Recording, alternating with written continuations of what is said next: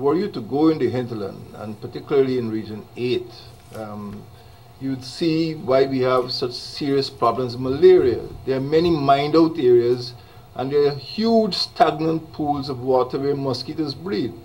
And I've had to come into contact with many young people in rural areas who've gone to these mining areas and come back with malaria and no gold.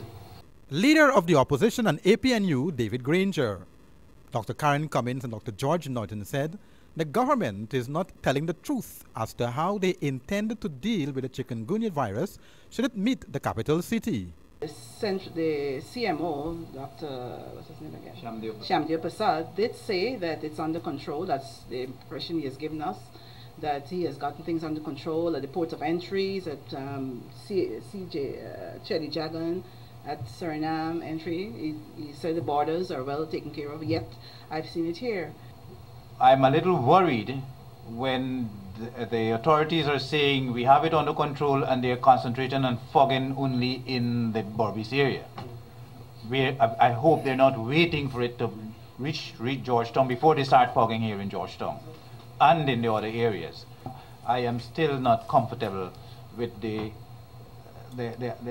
what might say the overconfident approach that we're getting from the authorities that everything is under control.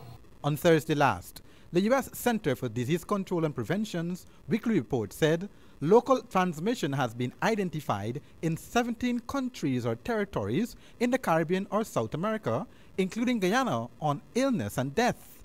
As of May 30, 2014, a total of 103,018 suspected and 4,406 laboratory-confirmed chikungunya cases had been reported from these areas.